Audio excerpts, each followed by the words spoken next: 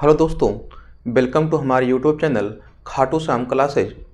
आइए हम लोग देखते हैं। आज एक नया छोटा सा टॉपिक है संविधान सभा। हम लोग संविधान को धीरे धीरे कवर कर रहे हैं। उसी कवर में हम लोग संविधान सभा को आज कवर करेंगे। देखते हैं संविधान सभा क्या है। हम पिछले वीडियो में कैबिनेट मिशन को पढ़े थे। कैबिनेट मिशन भारत में आया था संविधान सभा बनाने के लिए। आइए हम लोग संविधान सभा का देखें। तो अगर बात करते हैं संविधान सभा के विचार का जो प्रतिपादन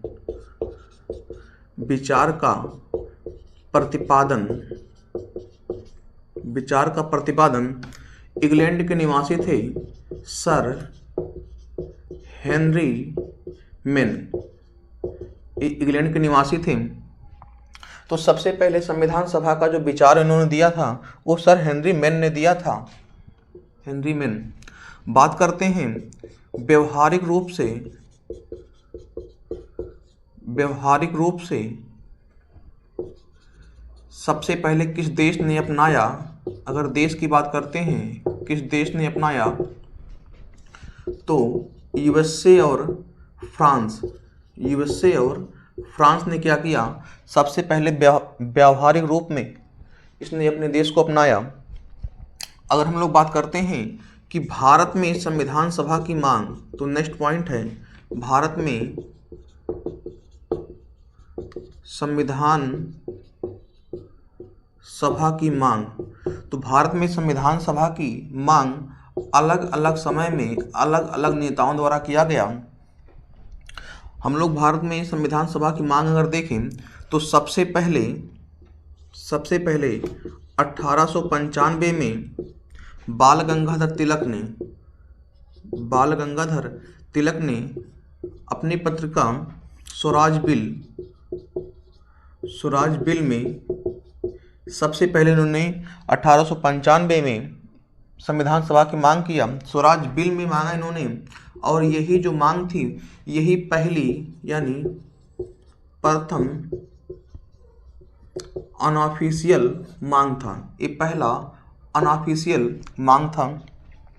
इसके बाद बात करते हैं 1922 में गांधी जी ने संविधान सभा की मांग की। इनकी जो पत्रिका है यंग इंडिया में इन्होंने संविधान सभा की मांग किया। और इसी समय गांधी ने एक कथन बोला, भारतीय संविधान भारतीयों की इच्छानुसार होगी। भारतीय संविधान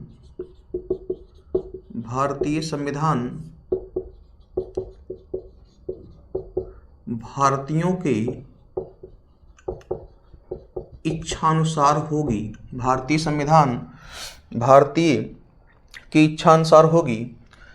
आगे देखते हैं 1924 में संविधान सभा की मांग मोतीलाल नेहरू ने किया। मोतीलाल नेहरू ने किया। 1934 में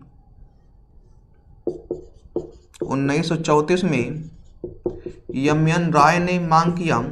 और यही जो 1934 में एम.एन. राय ने मांगा यही प्रथम ऑफिशियल मांग था। ध्यान देना, अगर पहले मांग की बात की जाएगी तो तिलक जी रहेंगे, लेकिन ये अनऑफिशियल रूप से मांगे थे। लेकिन अगर पहली ऑफिशियल डिमांड की बात किया जाए, ऑफिशियल मांग की बात किया जाएगा तो एम.एन. राय रहेंगे। और इसी एम.एन. राय की मांग को 1939 में जवाहरलाल नेहरू ने इन्हीं की मांग को लोकप्रिय बनाया था। इन्हीं की मांग को क्या किया इन्होंने, लोकप्रिय बनाया। और 1942 में पहली बार यह स्पष्ट किया गया कि क्रिप्स मिशन में यह स्पष्ट किया गया कि भारतीय संविधान बनेगा। ये पहली बार क्रिप्स मिशन में क्या किया गया था, स्पष्ट किया जाएगा कि भारतीय संविधान सभा का गठन किया जाएगा। यानी क्रिप्स मिशन में स्पष्ट किया गया कि भारतीय संविधान क्या किया जाएगा, बनेगा। तो हमने देखा कि किस प्रकार इसकी मांग किया गया और अंत में 1942 में क्रिस मिशन में यह स्पष्ट कर दिया गया कि जो भारतीय संविधान सभा बनेगा, ऐसा स्पष्ट कर दिया गया। आइए हम लोग देखते हैं इसकी संरचना क्या है। तो अब संविधान सभा की संरचना देखते हैं। हम जानते हैं संविधान सभा में कुल सदस्यों की जो संख्या थी, कुल सदस्यों की संख्या 389 थी। कई बार पूछा गया है कि 389 का आधार क्या था, तो 10 लाख जनसंख्या पर 10 लाख जनसंख्या पर एक सीट, 10 लाख जनसंख्या पर एक सीट का क्या किया गया था, मापन किया गया था कि 10 लाख जनसंख्या पे एक सीट का क्या किया जाएगा, मापन किया जाएगा। तो इस प्रकार जो कुल सीटों की संख्या कितनी आई, 389। ये 389 अगर हम लोग देखें तो ब्रिटिश प्रांत की बात करेंगे हम लोग, CCA की बात करेंगे हम लोग, और देसी रियासत की बात करेंगे, देसी रियासत की बात करेंगे। CCA की संख्या अगर हम लोग बात करें तो CCA की संख्या कितनी थी, 4 सीट मिला था। देसी रियासत को 93 सीट मिला था और ब्रिटिश प्रांत को 292 सीट मिला था। अगर हम लोग सब जोड़ेंगे तो 389 बन जाएगा। कई बार पूछा गया है उस समय CCA का फुल फॉर्म होता है chief commissioner of area, chief commissioner of area. तो 4 थे, चारों को याद भी रखना होता है, हम लोग बड़े अच्छे से याद रखेंगे। 4 थे ABCD, ऐसे याद रख लो हम लोग, ABC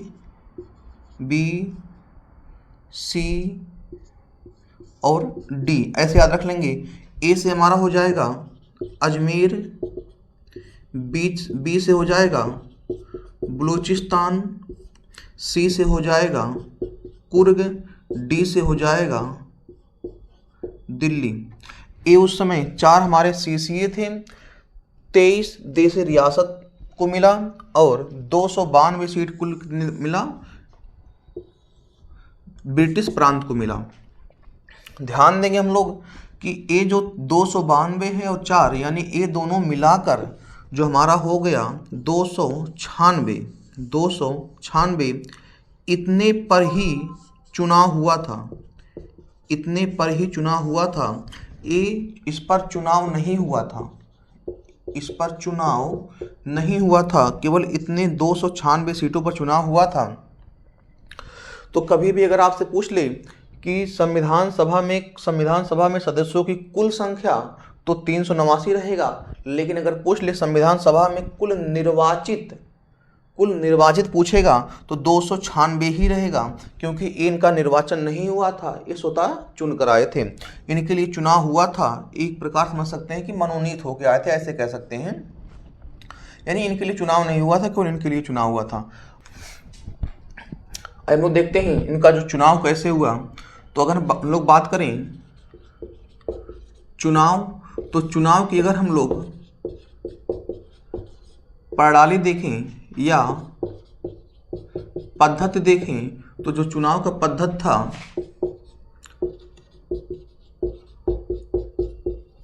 आनुपातिक प्रतिनिधित्व, एकल संक्रमणीय, आनुपातिक प्रतिनिधित्व एकल संक्रमणीय,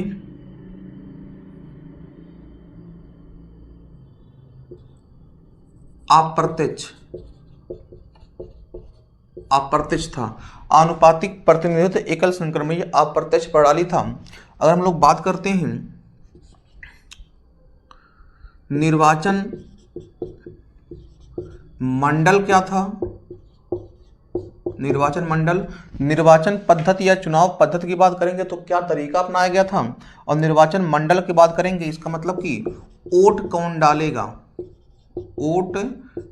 डालेगा, इसका मतलब ये था। तो तो उस समय मान के चलिएगा 1585 प्रांतीय विधान परिषद के सदस्यों द्वारा क्या इसका चुनाव हुआ था। तो प्रांतीय विधान परिषद के सदस्यों द्वारा इसका चुनाव हुआ था। उस समय प्रांतीय विधान परिषद के जो सदस्य थे, कितने सदस्य थे? 1585 सदस्य थे। 1585 सदस्य थे। और हम लोग देखते हैं जो चुनाव का जो समय क्या रखा गया, चुनाव का समय जून जुलाई में रखा गया, इसका समय रखा गया जून और जुलाई में। आगे देखते हैं, इस समय जो प्रांतों की संख्या थी वो 11 थी और सीसीए की संख्या हम पहले बता चुके हैं, सीसीए की संख्या इस समय 4 था। प्रांत कितने थे? प्रांत हो जाएंगे 11 और CCA chief commissioner of area वो कितने थे? 4। तो देखा हमने इस प्रकार चुनाव हुआ, जून जुलाई में चुनाव हो गया था। 11 प्रांत थे, 4 सीसीए थे, चीफ कमिश्नर ऑफ एरिया। हम लोग देखते हैं रिजल्ट आने के बाद किसको किसको कितनी सीटें मिली। आइए आगे देखिए। याद रखेंगे संविधान सभा में अगर महिला की बात किया जाए तो 15 महिलाएं इसमें चुनी गई थी, जिसमें से एकमात्र मुस्लिम महिला अगर बात करें, एकमात्र मुस्लिम महिला, तो उनका नाम था बेगम अयाज रसूल। बेगम अयाज रसूल। हम लोग एससी की बात करें 26 सीट मिला था, एसटी की बात करें 33 सीट मिला था, ये हो गया था। अगर हम लोग समुदाय के आधार पर बात करें, समुदाय के आधार पर हम लोग बात करते थे तो उस समय सामान्य को 213 सीट मिला था, सामान्य को 213 सीट मिला था, मुस्लिम को 79 सीट मिला था, सिख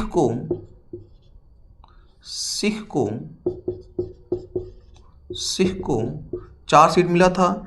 ये हो गया समुदाय के आधार पे। अगर हम लोग पार्टी के आधार पे देखेंगे, पार्टी के आधार पर, पार्टी अगर हम लोग आधार मान के चलें कि पार्टी वाइज क्या था, तो उस समय कांग्रेस को 208 सीटें मिली थी, मुस्लिम लीग को 73 सीटें मिली थी। और हम लोग बात करें, अगर निर्दलीय की बात करें, निर्दलीय कितने चुने गए थे? तो निर्दलीय 8 चुने गए थे। अब हम लोग बात करते हैं छोटे छोटे प्रांतों से कितने लोग आए थे। उस समय छोटी छोटी पार्टियां थी, 7 लोग आए थे। तो कुछ इस प्रकार हमारा क्या हुआ, ये रिजल्ट दिखा। इसमें से आप याद रखना कि महिलाओं की संख्या कई बार पूछा गया है, कांग्रेस की संख्या कई बार पूछा गया है। ध्यान देना, ये मुस्लिम थे, ये मुस्लिम लीग। अगर पार्टी के आधार पर मुस्लिम लीग की बात करेगा तो 73 सदस्य, लेकिन अगर केवल मुस्लिम की बात करेगा तो 79 सदस्य।